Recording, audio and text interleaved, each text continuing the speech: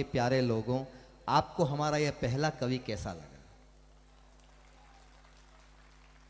और आपकी तालियां बता रही है कि आपने स्वीकार किया पहले कवि को। उन्होंने जाते जाते भगवान श्री राम का जिक्र किया।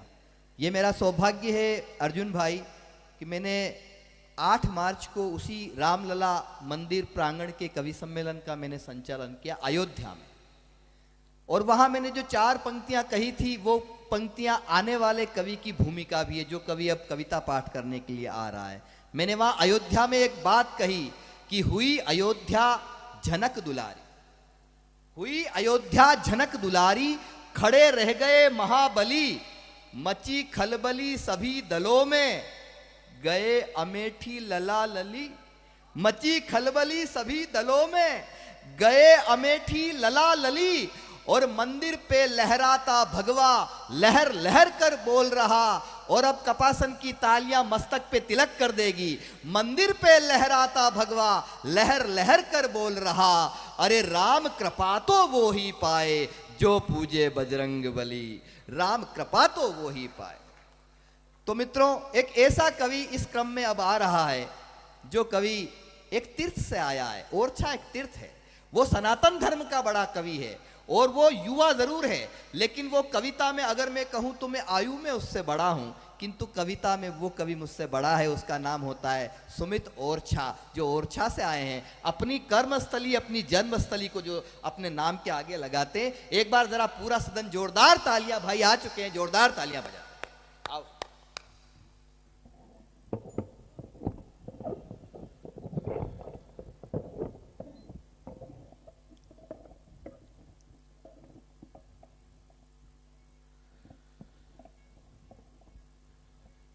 प्रणाम करता हूं मां को जिसके ईश्वर भी पैर छूता है।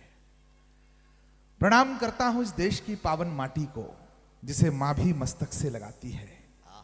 और प्रणाम करता हूं इस मेवाड़ धरा के उन सपूतों को जिसे पाकर ये माटी भी धन्य हो जाती है। आप सबकी उपस्थिति को प्रणाम करता हूं। रहते हैं जो इसके उसके सबके अंदर मेरे राम, जिनके कारण देश समूचा बना है मंदिर मेरे राम, उनकी उपमा केवल केवल उनसे ही हो सकती है, सुंदर से भी जो सुंदर हो उससे सुंदर मेरे राम। वाह वाह वाह सुमित वाह। वैसे तो इस धरती पर दिनमान से बढ़कर कोई नहीं, वैसे तो इस धरती पर दिनमान से बढ़कर कोई नहीं, पर दिनकर भी कहते हैं हनुमान से बढ़कर कोई नहीं। वाह। और हनुमान जी ने बतलाया सेवा भाव में तपने से सबको सब कुछ मिल सकता है राम राम के जपने से। इसलिए आप सबको जय सिया राम करता हूं। बहुत अच्छा कार्यक्रम हो रहा है। माननीय विधायक जी जिनकी लोकप्रियता के चर्चे उनके दर्शन से पहले मुझ तक पहुंचे, आदरणीय अर्जुन जिनगर अर्जुन लाल जी की उपस्थिति को प्रणाम करता हूं। आदरणीय भाभी मंजू देवी सोनी जी, आपकी लोकप्रिय नगर पालिका की अध्यक्षा, आप सबकी उपस्थिति, पत्रकार गणों की उपस्थिति, गणमान्य लोग विराजमान हैं। एक अनुरोध करके अपने काव्य पाठ को प्रारंभ कर रहा हूं। क्या कवि सम्मेलन द्वितरफा संवाद का विषय है। इसमें आपकी सहभागिता के बिना अकेला कवि कुछ नहीं कर सकता। इसलिए अच्छा लगे तो ताली देना, बुरा लगे तो गाली देना। ज्यादा अच्छा लगे तो आपके हाथ खाली हैं, बगल वाले की पीठ खाली है। पर कुछ ना कुछ करके हमें बताना कि आप हो और जीवित हो। दूसरी सूचना यह है कि आज की तालियां आज ही बजा लेना। अगर कल आप आज की कवि सम्मेलन की तालियां बजाते हुए मार्केट में पाए गए तो पता नहीं लोग आपके बारे में क्या सोचेंगे।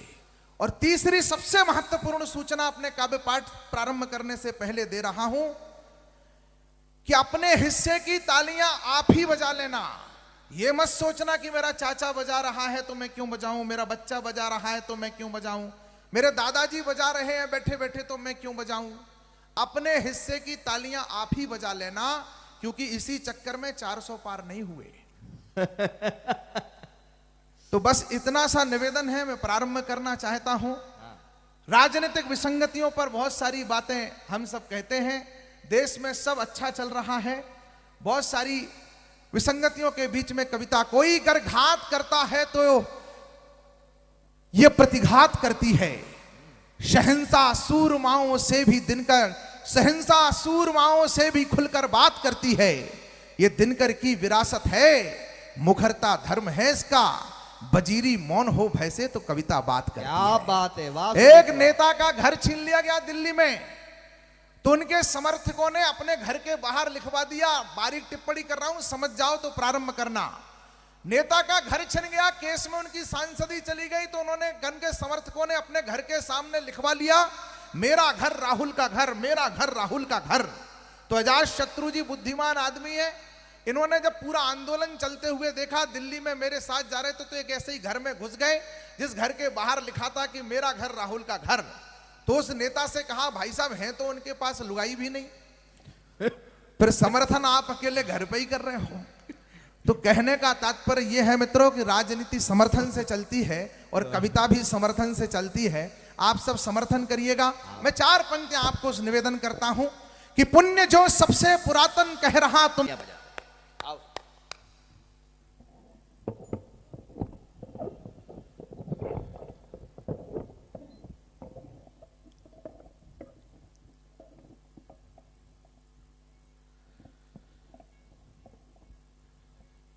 प्रणाम करता हूं मां को जिसके ईश्वर भी पैर छूता है। प्रणाम करता हूं इस देश की पावन माटी को जिसे मां भी मस्तक से लगाती है।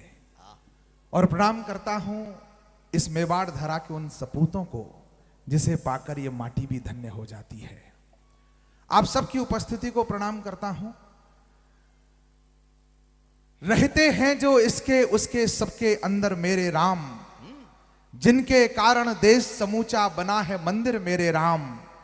उनकी उपमा केवल केवल उनसे ही हो सकती है, सुंदर से भी जो सुंदर हो उससे सुंदर मेरे राम। वाह वाह वाह सुमित, वाह। वैसे तो इस धरती पर दिनमान से बढ़कर कोई नहीं, वैसे तो इस धरती पर दिनमान से बढ़कर कोई नहीं, पर दिनकर भी कहते हैं हनुमान से बढ़कर कोई नहीं। वाह। और हनुमान जी ने बतलाया, सेवा भाव में तपने से सबको सब कुछ मिल सकता है राम राम के जपने से। इसलिए आप सबको जय सिया राम करता हूं। बहुत अच्छा कार्यक्रम हो रहा है। माननीय विधायक जी जिनकी लोकप्रियता के चर्चे उनके दर्शन से पहले मुझ तक पहुंचे, आदरणीय अर्जुन जिनकर जी साहब, अर्जुन लाल जी की उपस्थिति को प्रणाम करता हूं। आदरणीय भाभी मंजू देवी सोनी जी, आपकी लोकप्रिय नगर पालिका की अध्यक्षा, आप सबकी उपस्थिति, पत्रकार गणों की उपस्थिति, गणमान्य लोग विराजमान हैं। एक अनुरोध करके अपने काव्य पाठ को प्रारंभ कर रहा हूं। क्या कवि सम्मेलन द्वितरफा संवाद का विषय है, इसमें आपकी सहभागिता के बिना अकेला कवि कुछ नहीं कर सकता।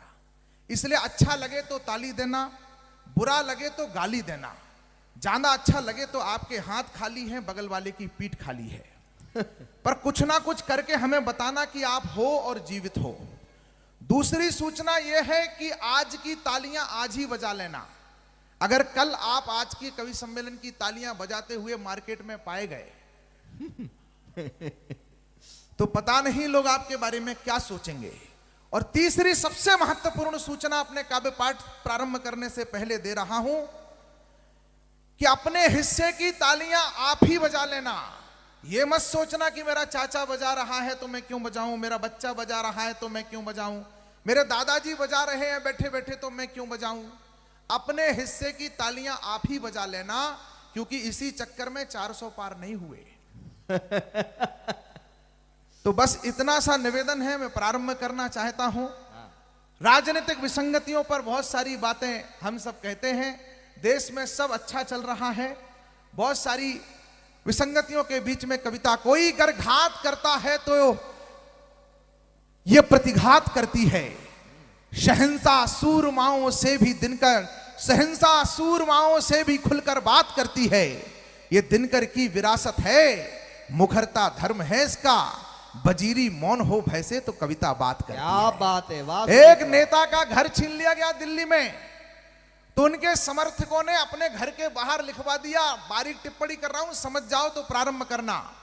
नेता का घर छिन गया, केस में उनकी सांसदी चली गई, तो उन्होंने उनके समर्थकों ने अपने घर के सामने लिखवा लिया, मेरा घर राहुल का घर, मेरा घर राहुल का घर। तो अजात शत्रु जी बुद्धिमान आदमी है, इन्होंने जब पूरा आंदोलन चलते हुए देखा दिल्ली में मेरे साथ जा रहे थे, तो एक ऐसे ही घर में घुस गए जिस घर के बाहर लिखा था कि मेरा घर राहुल का घर। तो उस नेता से कहा, भाई साहब हैं तो उनके पास लुगाई भी नहीं, फिर समर्थन आप अकेले घर पे ही कर रहे हो। तो कहने का तात्पर्य यह है मित्रों कि राजनीति समर्थन से चलती है और कविता भी समर्थन से चलती है। आप सब समर्थन करिएगा। मैं 4 पंक्तियां आपको निवेदन करता हूं कि पुण्य जो सबसे पुरातन कह रहा तुमसे, इसे चेतावनी या समझो याचन कह रहा तुमसे। हमारे पूर्वज भी तो भटक कर वापस लौटे थे, तुम्हें भी लौटना होगा सनातन कह रहा तुमसे। क्या बात है, वाह। तुम्हें भी लौटना होगा सनातन कह रहा। पर आप तक बात पहुंचेगी जो समयोचित और यथोचित होगा, बस वही कहूंगा मैं। अगर देश चलेगा मेरा तो कैसे चुपचाप रहूंगा मैं। तब निवेदन कर रहा हूं कि मजहबों में जातियां हैं, पर उस पर ना कोई बात होगी, सिर्फ सनातन एकता पर घात पर फिर घात होगी। मां भारती के रक्त के बिंदु को गिनना चाहते हैं, जातियों में बांटकर हम हिंदू को गिनना चाहते हैं। सरहदों के पार से चल रहे इस तंत्र को जानना पहचानना होगा हमें षड्यंत्र को। वर्ण संकर सत्यता की बात क्या बतलाएंगे, अगर तुमने उनसे पूछ ली वो जात क्या बतलाएंगे। अगर तुमने उनसे पूछ ली वो जात क्या बतलाएंगे। तुमने उनसे पूछ ली। मैं 4 पंक्तियां आपको और निवेदन करता हूं। ट्रेन में बैठा था, देश में 2 तरह के लोग हैं। एक वो लोग हैं जो हिंदुस्तान को हिंदुस्तान समझते हैं, एक वो लोग हैं जो पश्चिम या सरहदों के पार से चल रहे षड्यंत्र के कारण जिनकी बुद्धि दुर्बुद्धि में परिवर्तित हो गई है। ऐसे ही एक दुर्बुद्धिशाली व्यक्ति ने ट्रेन में मुझे सुना करके कहा कि हमारी संख्या इतनी हो गई है, हम ऐसा कर सकते हैं, हम वैसा कर सकते हैं। कपासन के लोगों, अगर आपको लगे कि सनातन धर्म संस्कृति से एक छोटे से प्रवक्ता ने आपकी तरफ से उसको ठीक उत्तर दे दिया हो तो मुझे बताइएगा। मैं 3 घटनाएं इतिहास की उठाता हूं। माननीय विधायक जी एक प्रबुद्ध राजनेता है।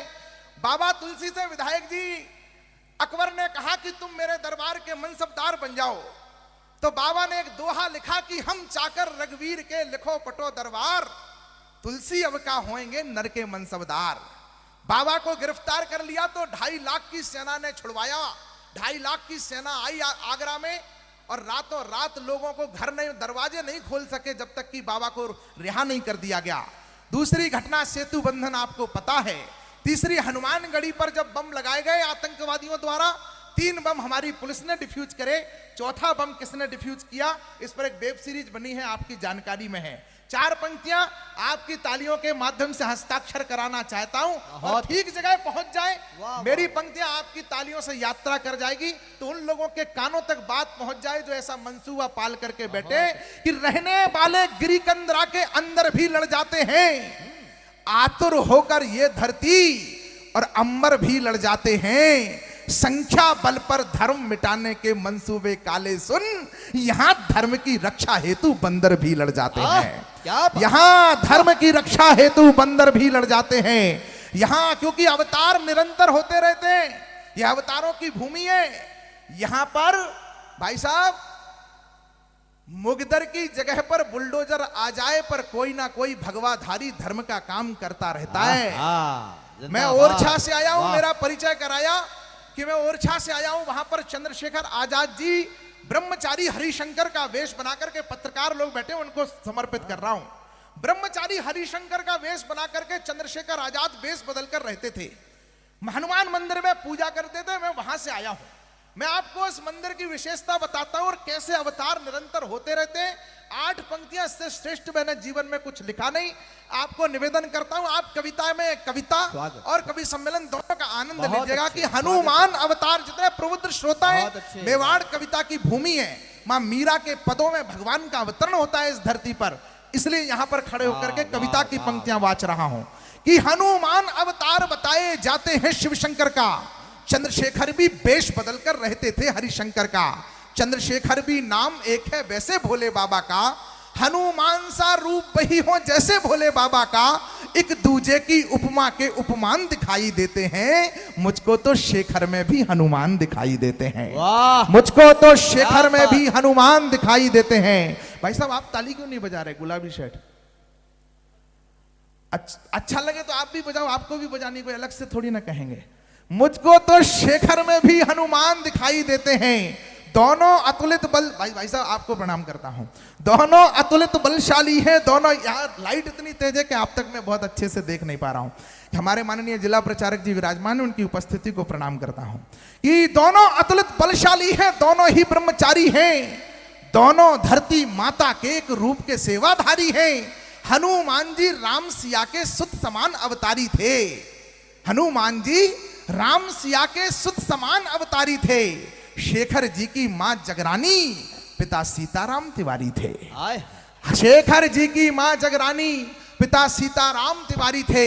हनुमान ने बाल समय में गर्भानु को खाया था, बाल समय रवि भक्ष लियो तब तीनों लोक भयो अंधियारो। हनुमान ने बाल समय में गर्भानु को खाया था, तो शेखर ने भी अंग्रेजी सत्ता का सूर्य डुबाया था।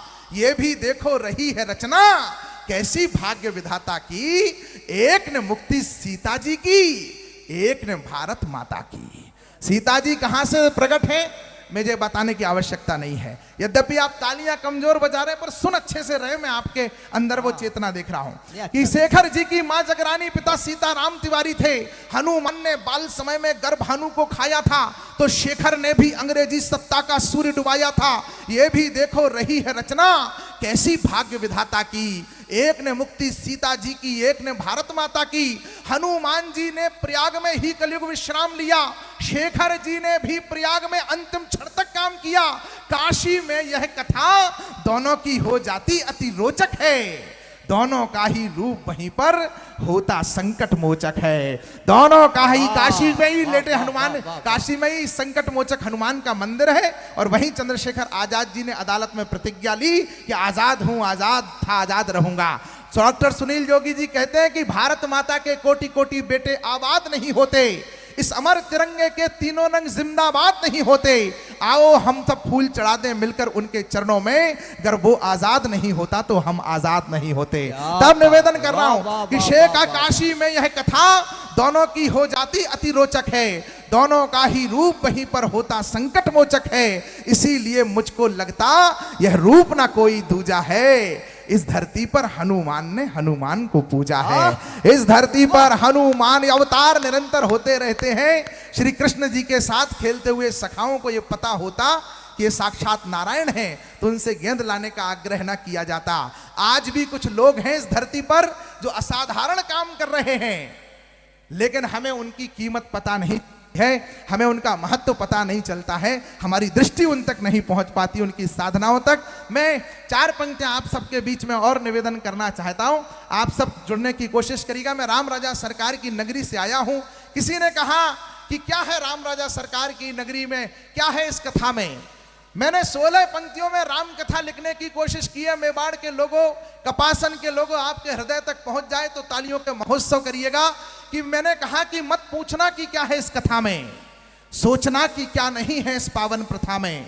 वेद पुराणों का सार है इस कथा में, समाया सारा संसार है इस कथा में, समाज शास्त्र की संकल्पना है इस कथा में, कर्तव्य पूर्ण जीवन की कल्पना है इस कथा में, मित्रता के मंत्र है इस कथा में, विज्ञान के अकल्पित यंत्र है इस कथा में, समाज शास्त्र की संकल्पना है इस कथा में, कर्तव्य पूर्ण जीवन की कल्पना है इस कथा में, श्रेष्ठतम साहित्य है इस कथा में, इंदु और आदित्य है इस कथा में, प्रेम की परिणति है इस कथा में, शत्रुता की भी सद्गति है इस कथा में, दर्शन शास्त्र का दर्शन है इस कथा में, जीवन पथ का प्रदर्शन है इस कथा में, अध्यात्म की अवधारणा है इस कथा में, धर्म युक्त धारणा है इस कथा में, प्रेम है, श्रृंगार है इस कथा में, पावन से पावन प्यार है इस कथा में, विरह और वियोग है इस कथा में, मिलन और संयोग है इस कथा में, मां सीता का सतीत्व है इस कथा में, गुरु का गुरुत्व है इस कथा में, अर्पण है इस कथा में,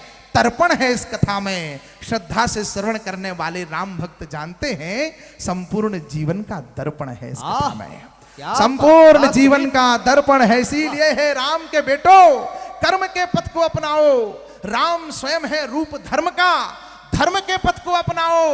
और जो नहीं अपनाएगा उसका क्या होगा? धर्म रक्षा करता है। 8 तारीख को हरियाणा में की, वरना धर्म भी जीवन में फिर कष्ट कष्ट भर देता है। जो धर्म नष्ट करता है उसको धर्म नष्ट कर देता है।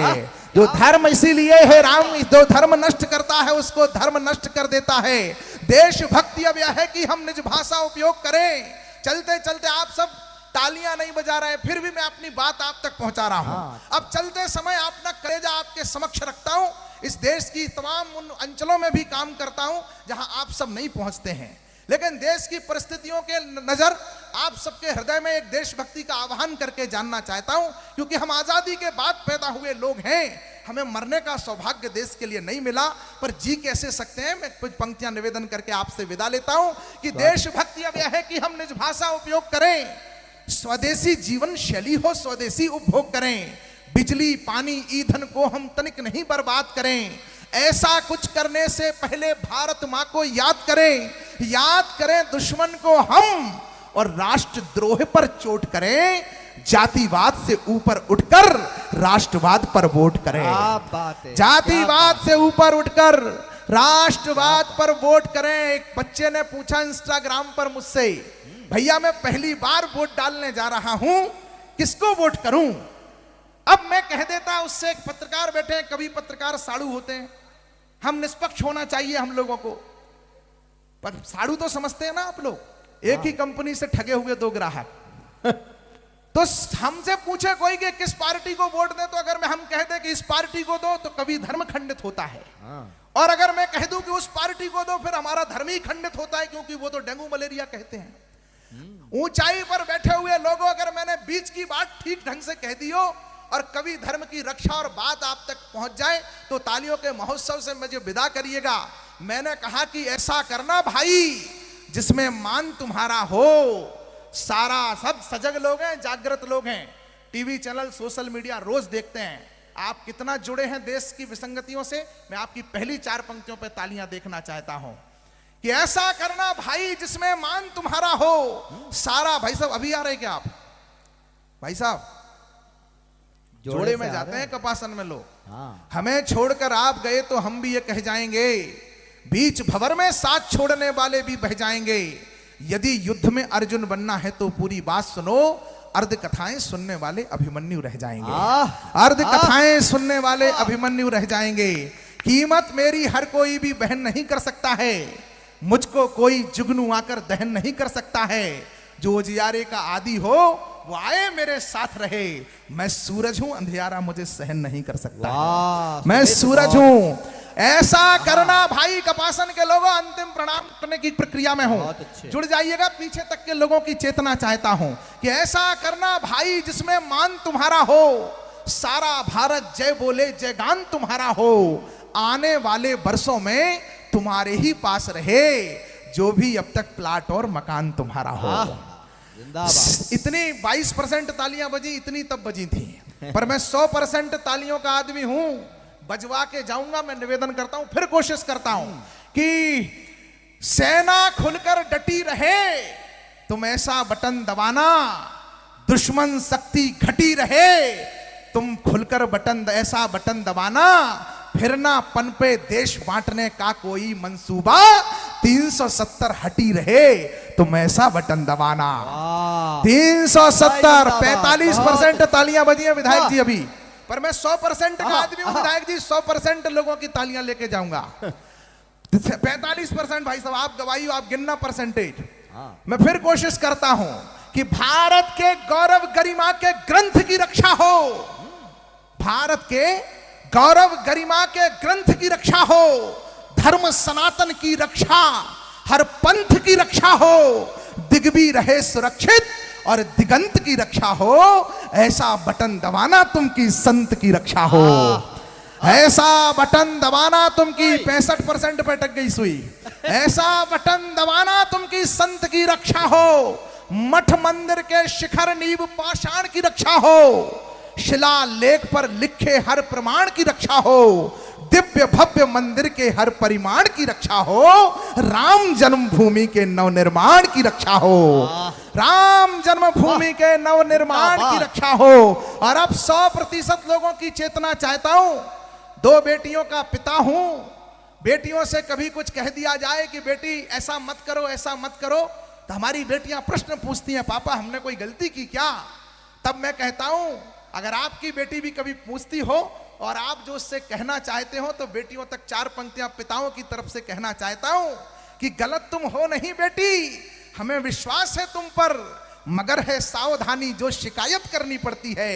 ये नसीहत नहीं बेटी, न तुझे बंधन में रखना है, मगर अनमोल हीरे की हिफाजत करनी पड़ती है, मगर अनमोल हीरे की। और सनातन धर्म आपको बंधन में नहीं रखता। सनातन धर्म जितनी स्वतंत्रता कहीं नहीं है। अफगानिस्तान में बेटियों की पढ़ाई लिखाई बंद कर दी गई है। 8 साल की बेटियों से 60 साल के लोग विवाह कर रहे हैं। भारत जैसा स्वर्ग दुनिया में कहीं नहीं है। यह केवल सनातन संस्कृति इस भारत को भारत बनाती है। तब मैं 2 पंक्तियां अपनी बेटियों से कहना चाहता हूं कि स्वयंवर की प्रथा है हमारे देश में, बर थोपने की नहीं, तुलसी से महकाते हैं हम आंगन, कैक्टस रोपने की नहीं, बर कौन हो तुम्हारा ये चुनने का तुम्हें सदा अधिकार है, पर वह कैसा हो ये पिता तय करे, यही संस्कार है। अपनी जिंदगी जीना, अपने फैसले लेना। अगली पंक्ति पर माहौल आपका देखना चाहता हूं कि अपनी जिंदगी जीना, अपने फैसले लेना, हमारी भी परवाह मत करना, पर टुकड़ों में कटी कहीं लाश मिले, बेटी ऐसा विवाह मत करना। टुकड़ों में कटी कहीं लाश मिले, बेटी ऐसा विवाह मत करना। तब जाते जाते कह रहा हूं कि घर भी बने गरीब का। कितने सज्जन शक्ति है, धर्म जाति भाषा प्रांत से ऊपर उठ करके। सौब एजाज भाई ने बहुत मेहनत की इस कवि सम्मेलन को सजाने में। उनके उपाध्यक्ष महोदय को प्रणाम करते हुए आप सबसे कह रहा हूं, ऐसा कोई बम दुनिया की कोई टेक्नोलॉजी बना नहीं पाई कि जो किसी देश पर गिरे और केवल हिंदू मरे या केवल मुसलमान मरे। ऐसा कोई समृद्धि आती है तो सब पर बराबर आती है, और संकट आएगा तो सब पर बराबर आएगा। इसलिए बटेना नहीं है। संगठित होकर के 150 करोड़ हिंदुस्तानी के लिए निवेदन कर रहा हूं, तमाम सज्जन शक्ति से आह्वान कर रहा हूं, धर्म जाति भाषा प्रांत के ऊपर उठ करके, कि घर भी बने गरीब का। अब 100% लोगों की सजगता चाहिए मुझे कि घर भी बने गरीब का, कुटिया की रक्षा हो। कपासन कि घर भी बने गरीब का, कुटिया की रक्षा हो, मंदिर तिलक कमंडल और चुटिया की रक्षा हो, खेत पर सोते किसान की खटिया की रक्षा हो, ऐसा बटन दबाना की बिटिया की रक्षा हो, ऐसा बटन दबाना की बिटिया की। राष्ट्रवाद पर वोट करें, यह समय देश की दौलत है, एक क्षण भी ना बेकार करो। ऊंचे ऊंचे सपने देखो, सपनों को साकार करो। कहा विवेकानंद ने जैसा, लक्ष्य महान बनाए हम। अंतिम पंक्ति पर मेरे साथ होकर मुझे विदा करिएगा। बहुत लंबी टीम है, बहुत श्रेष्ठ लोग बैठे हैं। कि कहा विवेकानंद ने जैसा, लक्ष्य महान बनाए हम, सारे जग में सबसे अच्छा हिंदुस्तान बनाए हम, सारे जग में सबसे अच्छा हिंदुस्तान बनाए हम। भारत माता की, भारत, पूरा सदन दोनों हाथ ऊपर उठा करके भारत माता की वंदे। बहुत बहुत धन्यवाद। अब एक बार जरा अपनी तालियों से बताइए आपको हमारा ये कवि सुनील ओरछा कैसा लगा, जरा बताइए। और आपकी तालियां बता भी रही है। सुमित की कविताओं में समाज का चिंतन भी था और समाज की चिंता भी थी, और किस तरह से आक्रोश के साथ साथ तार्किक बात सुमित ने कही। मैं बधाई दूंगा सुमित को, एक श्रेष्ठ काव्य पाठ और साथ साथ समय का ध्यान रखा। मैं बड़ी विनम्रता से बाकी कवियों को भी ये कहूंगा, जो ध्यान अतुल ज्वाला ने रखा था, जो ध्यान सुमित ने रखा था, आने वाले कवि भी समय का वो ध्यान रखेंगे। और समय की नज़ाकत को देखते हुए मित्रों, आपसे कोई भी गिला शिकवा नहीं है, बस आपकी तालियां थोड़ी सी ज़्यादा आने लगेगी तो कवि को थोड़ा अच्छा इसलिए लगेगा, क्योंकि अभी हम कवि हर रात जागरण की रात है, यात्राओं से थके हुए कवि हैं। अभी हम इतने व्यस्त हैं जितने श्राद्ध पक्ष में ब्राह्मण रहा करते हैं, हर जगह से न्योता है। एक तो आप दूरी थोड़ी ऐसी बना लेते हैं, हमको रोशनी इतनी दे दी कि हम जो ये आई कांटेक्ट नहीं हो पा रहा है, आपके चेहरे हमें नजर नहीं आ रहे हैं। हमें कई बार तो ऐसा लग रहा है कि आदमी रखे हुए हैं कि नगर पालिका ने गमले रखवा रखे हैं।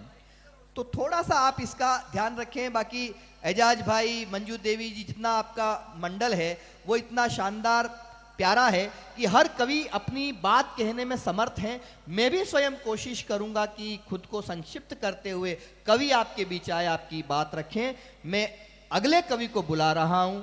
वे गुलाबी शहर से आए हैं, थोड़े थोड़े खुद भी गुलाबी हैं, उनका मिजाज भी गुलाबी है, वो हंसाने का काम करते हैं, लाफ्टर की दुनिया के बेताज बादशाह है। कहीं अंजुम रह